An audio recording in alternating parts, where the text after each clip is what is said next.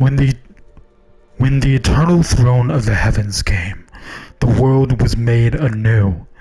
Then the true Lord, the primordial one, came forth and did battle against the seven terrifying sovereigns, dragon lords of the old world. The primordial one created shining shades of itself after that, and the number of these shades was 4.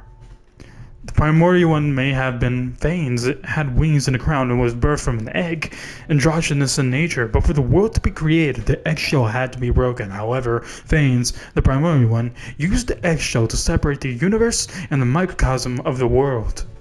40 winters entombed the flames, and 40 summers churned the seas. The 7 sovereigns were vanquished, and the 7 nations submitted to the heavens. The primordial one, the great sovereign, began the creation of heaven and earth for our sake, that of its creations which it cherished most, who would soon appear upon this earth. The mountains and rivers were made, and the seas and oceans accepted those who rebelled and those who would not kneel.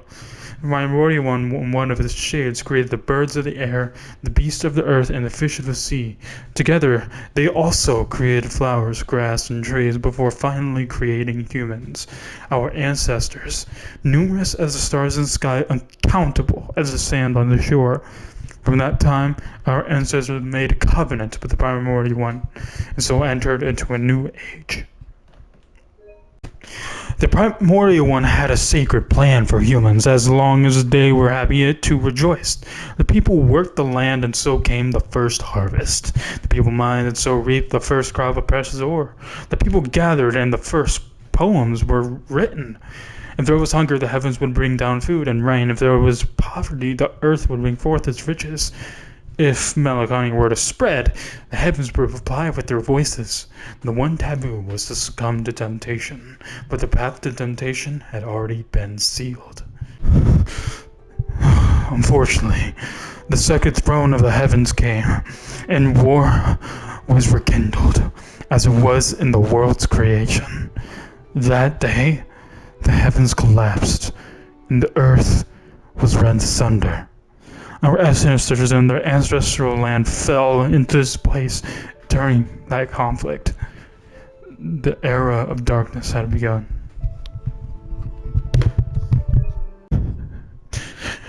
We knew the only one who had not forsaken us as the ruler of time. She was the moment. She was every moment.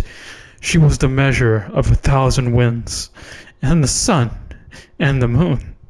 She was every second of joy, every moment of rage, every instant of longing, every minute of obsession. She was every flash of delirium. Call her Kairos, or the ruler of the unchanging world. However, we dare not speak her true secret name, and so I pen here only once, and in reverse, Heratzi, Easteroth. The sage Abrax's wisdom was awakened, and he unveiled a light-bringing miracle from within his hands. So our ancestors began to build the Helios with him as their leader. Helios, the divine chariot of the sun, was finally completed. The white night came in, Evernight was banished. The years of the sun and moon had begun. Our ancestors sought the returning way, for surely the war on the surface had ended by then. But, however, the primordial one, the first throne, had laid down a ban, preventing our ancestors from finding the path home. And in that case, the primordial one must have defeated the second who came. Abrax was imprisoned by the order of the Sun Shadow.